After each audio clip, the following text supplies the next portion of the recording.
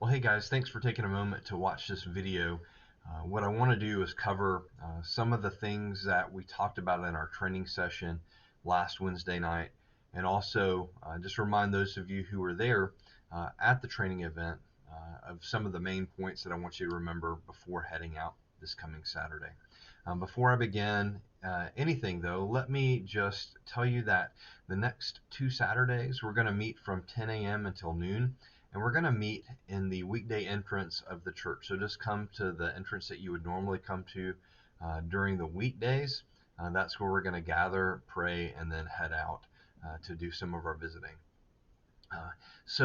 Today I just want to spend a few minutes going over some of the high points that we covered last week, so that you can know what I'm asking you to do. You can be encouraged and find some confidence in the things that we're going to be doing the next 2 Saturdays. But the first thing I want you to do is just begin praying that God would break your heart and burden you for the lost and spiritually disconnected in our community. There are so many lost people, so many people who don't have a church home in Marion, and if you don't have a genuine desire to see those people come to know Jesus and be a part of a gospel-centered church in our community, what we do the next 2 Saturdays is going to feel like a job, and I want it to be something that's a joy to you. And so pray that God just burdens you for the tasks that we're going to be embarking on. That way, when you go out and do it, you can do it knowing that it's significant and it matters and it could change someone's life. So begin praying today for those who are going to visit. Speaking of prayer, as we go out into the neighborhoods that we're going to visit, I want you to pray for those neighborhoods, for those families, and for those homes. And use your five senses to be a tool to help you know how to pray for each of those families or each of those homes. The things that you hear or see, or the things that you smell, those are going to be things that help you know specifically how to pray. For example, if there's toys in the yard, or certain bumper stickers, or decorations that are on someone's front porch, those are all going to give you clues as to what kind of people live there and how to begin praying for them. So use your senses to help you pray as you walk up to a home. And now, as you walk up to a home, I want you to be able to do this door-to-door canvassing really, really well. So let me give you some things that I want you to do, or actually some things that I want you to be as you head up to each home. The first thing I want you to be is to be respectful. It's common sense, guys, but make sure that you're not walking across a lawn or peeking in windows or um, touching things that you shouldn't touch on someone's porch. Just walk up to the door. If you notice that there's a no trespassing or no solicitation sign, then just simply move on to the next house. But be respectful. Be safe. Make sure that you're always with a partner. And this coming Saturday and the next Saturday, we want to partner up with opposite genders so that there's a man and woman in each group.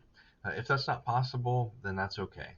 But ideally, we need to have opposite genders, and always make sure that you're with a partner. We want you to be ready.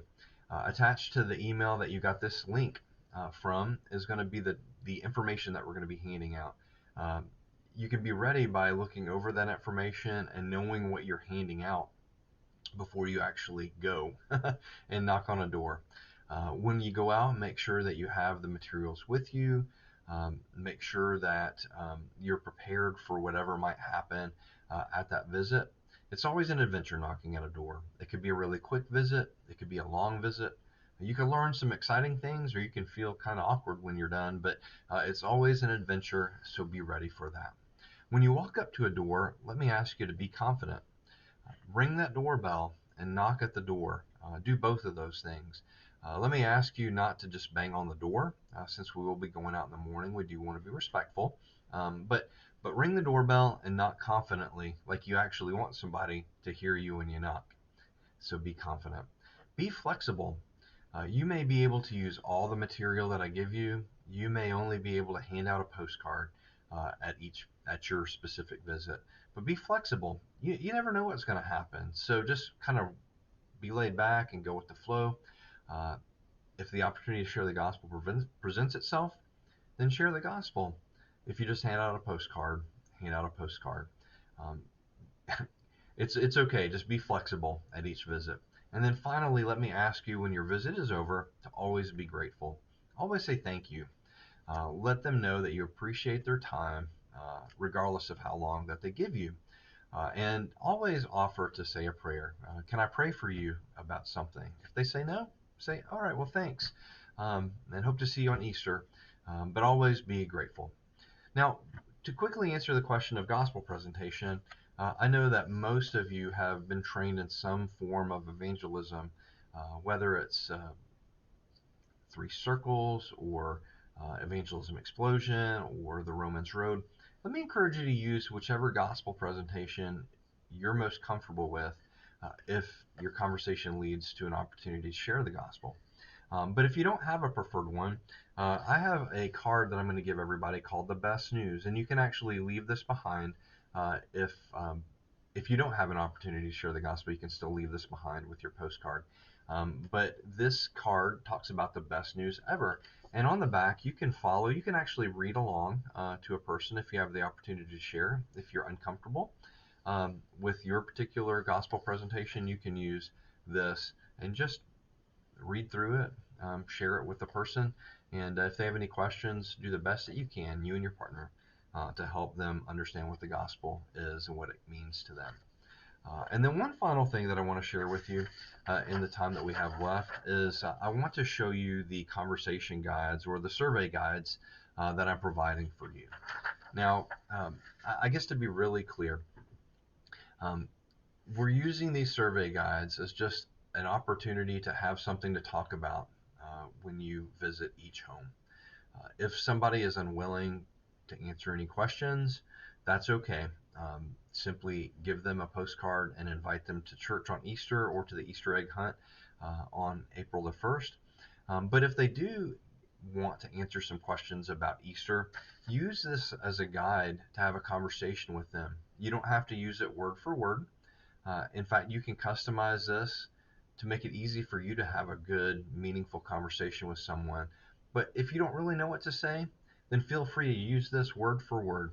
Whichever you're most comfortable with it is going to be fine with me. My goal, my hope is that we just have meaningful conversations with each home that we visit, however that happens. But use these survey guides just as a tool, as a way to build a bridge to have a conversation with somebody. So become familiar with it. You can adjust this. You can use as much of this or as little of this as you want. But again, this is just to help you as you have conversations with the people that we visit. Well, guys, I hope those were helpful. This isn't rocket science, and a lot of it is common sense. But I did want you to be familiar with some of the things that I'm asking you to do and some of the material that we're going to be using this coming Saturday. Again, remember to be at the church by 10 a.m., regardless of which week you're going to be here. And we will meet in the foyer area, the weekday entrance, and we'll head out from there. Guys, thanks for being a part of this, and I look forward to serving with you this coming Saturday.